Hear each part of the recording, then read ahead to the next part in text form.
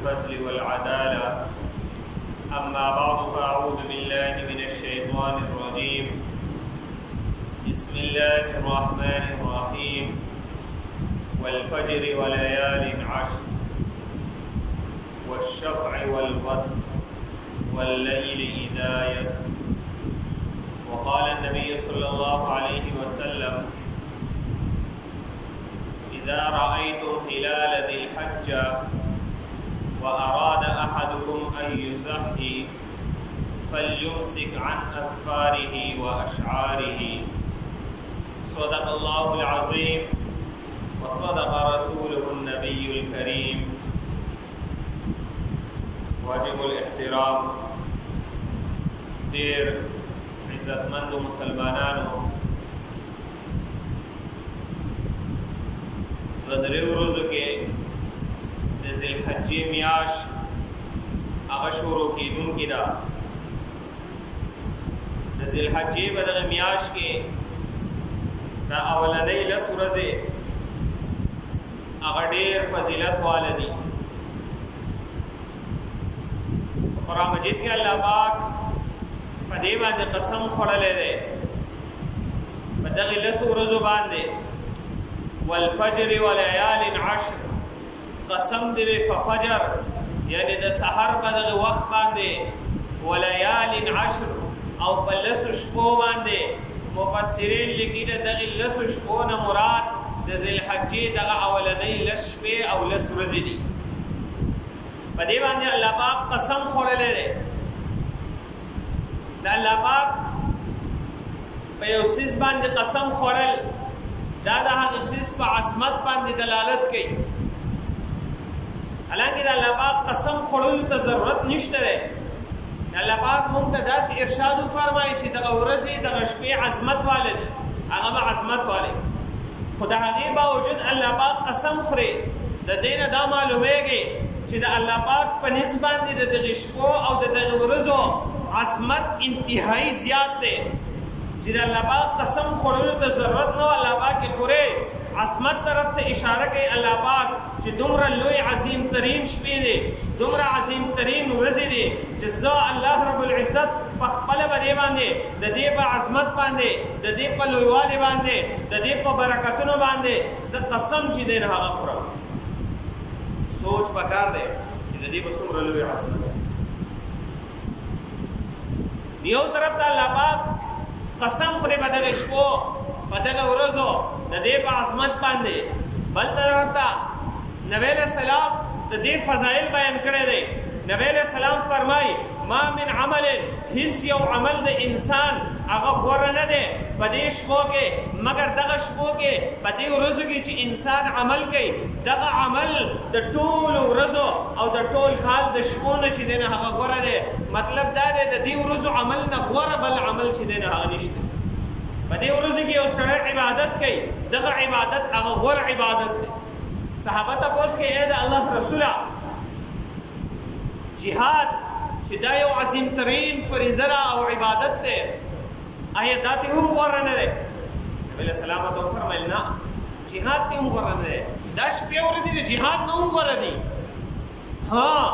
هغه جهاد دې صرف غوره دی چې یو سړی وځي د الله په لاره کې لاړو، مال ورسره هم دی، پخپله هم لاړو او دی واپس رانشي، د هغه مال هم قربان شي د الله په لاره کې، دی پخپله هم قربان شي، شهید شي، دغه کس دې صرف غوره دی. نور د دې شپو او د ورځو عبادت دا چې دی نه هغه د دې عبادت ته هېڅ یو عمل هغه هم نه رسي. دومره د دې لوی فضیلت د صحابو په ذهن کې چې کوم د جهاد هغه عظمت او هغه یې پیش نبی علیہ السلام ورته د هغې جواب وکړ. جهاد دې غوره نه دی مګر دغه یو قسم جهاد دی. سوچ پکار دی چې د دغې شپو او د دې ورځو عبادت هغه به څومره لوی حیثیت لري، څومره لویه درجه به لري چې د ذی الحجې د اولنۍ ورځې او شپې هغه شروع شي، الله پاک رحمتونه برکتونه هغه زموږ طرف ته هغه شي. نو په دې شپو او ورځو کې خصوصي د عبادت اهتمام وکړئ. خو د دې سره سره اصل څیز چې دی نو هغه د ګناهونو نه ځان بچوي. ځکه زموږ کمی دا دی موږ عبادت طرف ته خو هغه سوچ کوو عبادت طرف ته هغه ځو خو د ګناه نه هغه ځان نه بچي او انسان به کمال ته په هر حل ورسي چې کله دی د ګناه نه ځان بچي کله چې دی ځان د ګناه نه بچي عبادت کول به ته خود به خود هغه اساني که دی ډېر عبادتونه کوي بل طرف ته دی د ګناه نه ځان نه بچي د دې مثال داسې دی یو سړی ډاکټر له لاړ شي ډاکټر ورته وایي دا دوایي به خورې خو د دې سره به دا پرهیز کوي نو الو به ستا دوایي اثر دی لاړو دی پرهیز نه کوي سینې خرابه ده دی غوړو نه پرهیز نه کوي د یخو نه پرهیز نه کوي او دوایي نه خوري دا دوایي په دوا دي اثر که دی عبادت کوي خو دی پرهیز نه کوي د ګناه نه ځان نه ساتي دغه عبادت ټیک ته دته به ثواب میلاویږي خو د دې عبادت چې کوم اصل مقصد دی کوم کمال ته رسیدل دی د مؤمن هغه کمال به دته نه حاصلېږي هغه به دته هلو حاصلېږي کله چې دی د ګناهونو نه ځان وساتي کله چې دی د ګناهونو نه ځان بچ کوي هلو به دی چې دی نه هغه کمال ته رسېږي په ګناهونو کې ډېر قسمه ګناهونه دي د هغه ټولو نه دی ځان بچ کوي مثلا یو سړی دی په لاره روان دی د ده پنسې ښکته دي لکه دا خو ګناه دی ما اسفل من الکعبین من الازار فی النار د پرتوګ د پنسې کومه حصه چې د دغه غونډو هډوکو نه ښکته وي دغه خپې او دغه هډوکې دا به په اور کې وي چې دغه په اور کې دی انسان به پخپله په اور کې دغې دی پروا نه ساتي حالانکې دا کبیره ګناه دی ګیره خریل چې دا لوی ګناه دی د دې دی پروا نه ساتي او یو داسې ګناه دی دې ته ګناه هم نه وایي یو سړی بیمار دی او دی وایي زه بیمار یم دی به علاج وایي یو سړی بیمار دی او دی وایي زه ښه یم دته د علاج توفیق نه میلاوي یو سړی ګناه کوي دی ګناه ګڼي شاید دته د توبې توفیق میلاو شي یو سړی ګناه کوي دی ګناه نه ګڼي دته د توبې توفیق هغه نه میلاویږي ځکه دی وایي دا خو ګناه ده عمومي خلک په دغه ګناه کې اخته دی او ګناه ورته وایي نو سنت دی مړه که دې پرېښوده جو هم ښه که دې پرې نه ښوده جو هم ښه دا دی مستحب هغه تعریف راغلی په سنتو باندې پیټ کوي نو مستحبو تعریف دا دی چې یو دغه کار دې وکړو ثواب به درته میلاویږي که دې ونه کړو ګناه در باندې نشته دی سنت هغې په پرېښودو باندې انسان ګناهګاري او بیا د دې په باره کې علما لیکي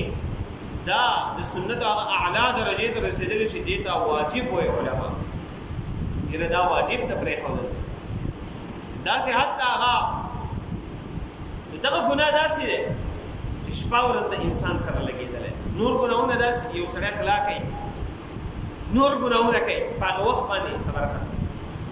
دی چې کوم دغه ګیره خرئ دغه ګناه د ده سره شپه ورځ هغه لګېدلی دی یا یې دی چې دی نه هغه ډیزاینونه پکې جوړوي یا یې دی چې دی نه هغه قیچیکۍ ده موټې نه کمه دغه کې دی شپه ورځ چې دی نه هغه لګېدلی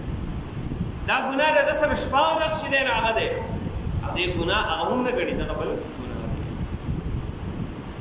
زنانه چې دی نه هغه پرده نه کوي دا د دې مستقل ګناه دی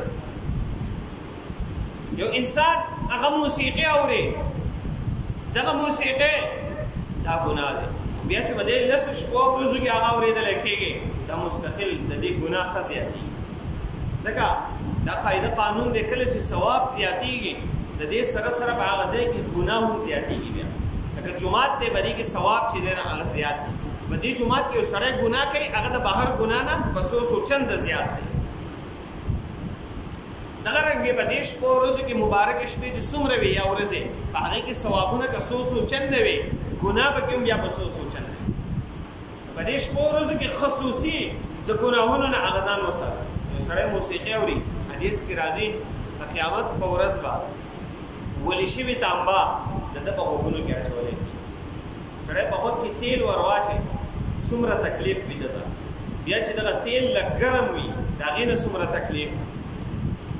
چې تانبه ولې کړی شي دا به څومره ګرمه وي ځکه اوسپنه چې ولې کېږي دا په لږ ګرمایش باندې نه ولې کېږي دا انتهایي هیټ او ګرمایش غواړي دغه ګرمایش چې کله دې ته میلاو شي دا ولې شي دغه ولې شوي تانبه چې د ده به د غوږونو کې ور اچولی کېږي د ده به څه حال وي که یو سړی ډېر برداشت وایي زه کولی شم دی د تیل ګرم کې لږ د ګرم کې او په غوږونو کې دې ور واچوي د ده به بیا اندازه ولګي څومره لوی تکلیف د هغې نه ملایي موسیقي اورېدو کې څه داسې چې دی نه هغه سړي ته خوند او لذت محسوسېږي چې د قیامت هغه ابدي عذاب دی خپل مقدر چې دی نه هغه ګرځوي دغه تانبه ویلې شوی د ده په دې غوږونو کې به ورچولی کېږي د دې نه علاوه نور ډېر عذابونه څه ضرورت دی چې دغه اوري انسان د دې په ځای باندې تلاوت ولې نه اوري د دې په ځای باندې د یو عالم وعظ نصیحت ولې نه اوري چې په هغې باندې دې عمل وکړي دته د عمل توفیق هغه میلاو شي که وعظ نصیحت وی درس وی د قرآن مجید یا تلاوت وی هغې ته بیا د اورېدو وخت دی وایي ټیم را سره نشته دی وزګار نه یم دې ټیم ډېر اخلي لکه موسیقي چې اوري هغې ته خو وزګار هغې له خو ثابته شپه چې دی نه هغه ورکوي روڼۍ خو کله چې د قرآن درس دی یا د یو عالم وعظ نصیحت دی یا تلاوت دی د هغې وخت چې دی نه هغه ستا سره نشته نو په دې شپې ورځو کې خصوصي اهتمام هغه د ګناهونو نه د بچ کېدو د دې سره سره بیا د عبادت هغه اهتمام وکړی شي چې د مانځه اهتمام وکړو یو هغه ورځې وې چې رمضان و جوماتونه به هغه ډک ول چې کله رمضان هغه تیر شو دقه خلک دی دغې جومات ته هغه بیا نه راځي خلاص هغه شپې ورځې الله پاک مونږ ته نورې راکړې په دې کې مونږ چې دی نه هغه عبادت طرف ته هغه توجه او دغه توجه زمونږه یوازې د رمضان په شان بیا نه وي دغه چې دی نه هغه بیا همیشه وي په دغه شپو ورځو کې مونږه نور عباداتو طرف ته هغه توجه ورکړو نبی علیه السلام صحابو ته ده فرمایي تاسو ته پته شته ستاسو د ټولو نه لویه بیماري کوم یوه ده صحابه فرمایي د الله رسوله الله او د هغه رسول ښه پوه دی چې زمونږ د ټولو نه لویه بیماري کوم یوه ده نبی علیه السلام ورته فرمایي ستاسو د ټولو نه لویه بیماري ستاسو ګناهونه دي دا لویه بیماري ده د انسان یا نبی علیه السلام فرمایي تاسو ته د دې علاج ونه ښیم صحابه فرمایي د الله رسوله ولې نه وښیې نبی علیه السلام فرمایي د دې ټولو نه لویه بیماري چې ګناهونه دی د دې علاج چې دی نه هغه استغفار د دې علاج هغه توبه ده د دغه ګناهونو نه توبه وباسئ استغفار هغه غواړئ دا ستاسو علاج دا شپه ورځې نبی علیه السلام فرمایي دا شپه ورځو عبادت هغه انتهایي افضل دی غوره دی په دې کې تاسو ته زه عبادت ښیم په دې کې تاسو د ټولو نه زیات تسبیح او تحمید وایئ د ټولو نه زیات تسبیح او تحمید په دې شپو ورځو کې هغه وایئ تسبیح سبحان الله تحمید الحمدلله دا زیات وایئ په دې شپو ورځو کې سبحان الله الحمدلله الله اکبر لا اله الا الله زیات ویل پکار نبی علیه السلام فرمایي صحابو ته تاسو کې داسې کس شته دی چې هغه د احد د غره مره ثواب هغه وکړي صحابه فرمایي احد غر خو ډېر لوی دی د دې مره ثوابونه به څوک کوي نبی علیه السلام ورته جواب ورکوي په تاسو کې هر یو کس چې دی نو هغه دا طاقت لرلی شي چې د احد د غره مره ثوابونه هغه حاصل صحابه حیران دي د الله رسوله دا به څنګه حاصلېږي نبی علیه السلام فرمایي تاسو کې څوک یو پیر سبحان الله وایي د دې ثواب د احد د غره مره دی یو پیر الحمدلله وایي د دې ثواب د احد د غره مره دی یو پیر الله اکبر وایي د دې ثواب د احد د غره مره دی او یو سل پیرې سبحان الله په دې ویلو سره چې څوک وایي حدیث کې راځي دا داسې دی لکه دی چې سل عربي غلامان هغه آزاد عربي غلامان آزادولو کې هغه انتهایی ثواب اوس غلامان نشته دی یو پیر سل پیر سبحان الله ویل داسې دی لکه دی چې سل غلامان آزاد سل پیر الحمدلله یو سړی وایي داسې دی لکه دی چې سل اسونه سره د سازو سامان د الله په لاره کې د جهاد دپاره وقف مخکې جهادونه هغه په اسونو باندې کېدل اوس چې دی نو هغه ټینکونو باندې کېږي داسې دی لکه سل ټینکونه چې دی د الله په لاره کې هغه وقف د سړي طاقت کېږي دی سل پیرې الحمدلله سل پیرې سبحان الله په دې ویلو باندې زموږ دومره وخت دی سل پیری الله اکبر وای دا سیده لکه سل اوخان چې د الله په لاره کې قرباني کې سبب سل اوخان چې سره ذبح کوي اول خو نن سبا څوک د اوخ قرباني هغه کوي نو هغه څوک کوي هغه دا نام نمود د نمایش لپاره وي په یو اوخ کې چې نه هغه و برخه هغه وي وایي کې دا سیده لکه دی چې وسو برخه هغه وي دا سیده د دې دا نه معلومیږي چې یو سره وایي زه سل پیسې ورکوم ما خو اورېدلې دی چې سل پیرې الله اکبر وایي دې داسې دی لکه سل اوښان چې قرباني کي زه اوس قرباني سله کومه سل پیرې به چې دی نو هغه الله اکبر وایي دغه زما دپاره کافي ده نه سل اوښانو د قربانۍ ثواب درته میلاویږي ستا فرض قرباني ستا نه ساقطېږي ثواب میلاوېدل هغه جدا خبره ده فرض ساقطېدل هغه جدا خبره ده فرض به تا ادا کې خپل چا باندې فرض وي هغه خپل قرباني هغه ادا کوي اوس بچا فرض ده بچا باندې فرض نه ده ان شاء الله درس واغه مونږ کوم ستن درس په ځای چې کوم کله بیا ذل حج شروع شي باندې مونږ هغه مسائل بیان قرباني بچا باندې فرض ده بچا باندې فرض نه ده کم ساروی باندې قرباني کیږي په کم ساروی باندې قرباني نه کیږي د قرباني څومره احکامات دي هغه مونږ دې نه هغه بیا مسعودن هغه بیان چې کله ذل حج بیا شروع شي ان شاء الله هغه شروع نو قرباني کو بده باندې لازم هغه بده کوي خو د قرباني هغه ثواب د دې نه هغه مسعود ملي الله اکبر باندې نوح علیہ السلام خپل بچو ته وصیت کړي خپل بچو ته وایي زه تاسو د دوه کارونو نه منم اولنی کار دا دی چې شرک په هغه نه کوئ دویم کار دی تکبر به هغه نه کوئ د دې دوه کارونو به ځان ساتئ ځکه دا دوه کارونه دا د ګناهونو اصل دی دا د ګناهونو جړله ده چې یو سړی شرک وکړي دته ګناه چې دی نه هغه اسان وي ځکه د دا پروا نه چې زما ایمان دی دی مسلمان دی دی د الله پاک نه نه یېرېږي دی د قبر آخرت نه دی د حشر نه دی د هغې نه نه یېرېږي دی به چې نیکۍ طرف ته هغه سره شي ځکه د نیکۍ باعث خو هغه آخرت یره ده او د آخرت یره ده دی به آخرت د سر ایمان نه راوړي دی به نیکۍ طرف ته سره شي تکبر دی تکبر دا هغه ګناه دی چې د دې د وجې نه شیطان هغه ملعون شي شیطان څه وویل زه د اور نه پیدا یم په اور کې هغه به روانی دی آدم علیه السلام هغه د ځمکې نه پیدا دی د خاورې نه په خاورې کې ښکته والی دی زه اوس چې د اور نه پیدا یم زه به آدم علیه السلام ته څنګه سجده کوم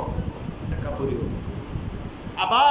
واستكبر وكان من الكافرين ابا انکار وکړ د سجدې نه واستكبر تکبر وکړ وكان من الكافرين او د کافرانو نه شو تکبر دا د ګناه چاړه د تکبر په وجه باندې شیطان هغه ملعون شو د تکبر په وجه باندې انسان د ډیر خیر نه هغه محرومه کېږي د ډېرې نیکو نه چې دی نه هغه محرومه کېږي تکبر دا ډېر لوی ګناه د تکبر نه ځان ساته اے بچو ځان د تکبر نه ساتئ دغه تکبر دا د ګناهونو هغه جړ ده اصل کله به انسان کې تکبر وي دی به د هر خیر نه هغه محرومه وي او دوم خبرو درته وکړم دوه خبرې دوه کارونه هغه کوئ دوه کارونه کم کم دی تاسو چې دی نه هغه لا اله الا الله د دې ورد هغه زیات لا اله الا الله د دې ورد هغه داسې دی مثال ورته پیش کړي که بالفرض د ځمکه اسمانونه دي دا ټول راجمع کړی شي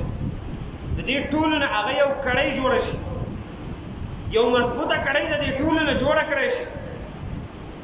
او بیا دغې کړۍ ته د لا اله الا الله دا ور واچولی شي دا دومره وزني ده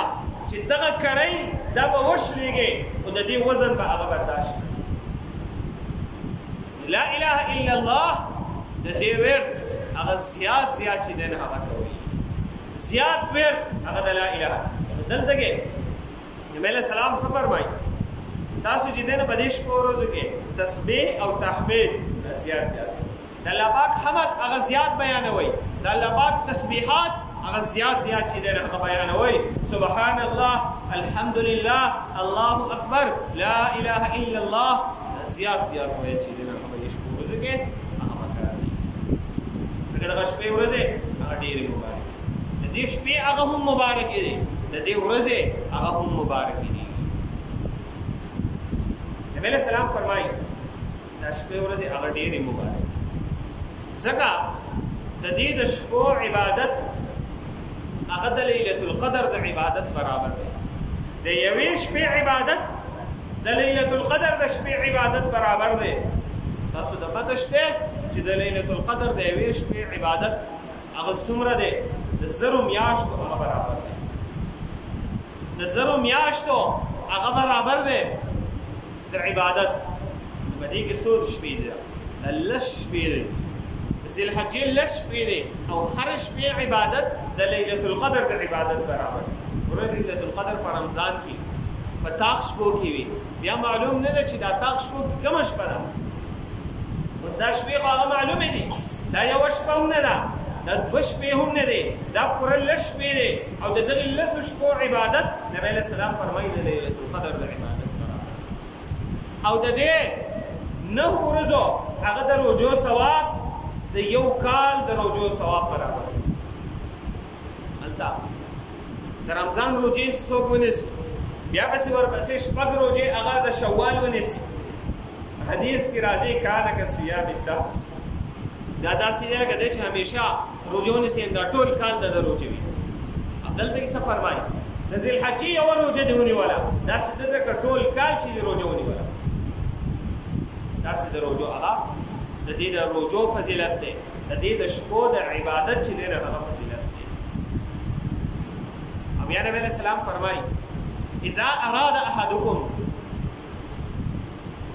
کله چې په تاسو کې یو کس ویني هلال ذی الحجه د ذی الحجې میاشت ویني مطلب ذی الحجه شروع شي واراد احدکم ان یضحي او په تاسو کې د یو کس اراده وي چې دی وضحه وکړي فلیمسک عن اظفاره واشعاره پکار د چې د خپل نکونه خپل سنت ویښته وغیره هغه دی بیا نه اخلي هغه دی نه واړه کوي چې کله اراده هغه د وضحې وي د قربانۍ وي نو دی به بیا نکونه او ویښته وغیره هغه نه واړه کوي د دې وجه څه ده علما وجه لیکي وجه دا لیکي کله چې حاجي هغه لاړ شي حج له احرام تړي احرام په تړلو باندې په ده باندې یو څو پابندیانې لازم راځي یو پابندي په هغې کې دا ده چې دی به نکونه ویښته وغیره هغه نه واړه دلته چې دی نه هغه د قربانۍ د کس هغه مشابهت د هغو سره راځي چې دی به هم هغه نکونه ویښته وغیره هغه نه واړه دپاره د دې چې د هغوی سره مشابهت راشي یو شانوالی راشي کوم ثواب چې هغو ته الله پاک ورکوي هغه ثواب به ته ته هم الله پاک هغه ورکوي نو دغه نکونه او ویښته نه واړه کول دا مستحب فرض واجب نه دی که یو سړی داسې دی چې د هغه نکونه غټ شوي دي ویښته وغیرې غټ شوي دي او دغه ورځې وي دی پکار دی چې دی بیا واړه کړي د دې نظر مخکې اول دا اهتمام پکار دی چې کله دغه لس ورځې شروع کېږي د دې نه مخکې یو سړی هغه ځان برابر کله دې ځان برابر کړي د هغې نه بعد دا لس ورځې راځي هغې کې به دی دی په مستحب باندې عمل هم وکړي او هغه بل طرف ته چې دی نه هغه دی په ګناه کې به هم نه اخته کېږي چې نکونه انتهایي بیا لوی شي سنت وغیره لوی شي هغه ګناه کې به هم نه اخته کېږي نو مستحب خبره هغه دا ده چې دی د دغې نه دا د لپاره مستحب دي مخکې ته قرباني د هغې فضایل قرباني څومره فضایل دي د قرآن او احادیثو نه قرباني ولې پکار ده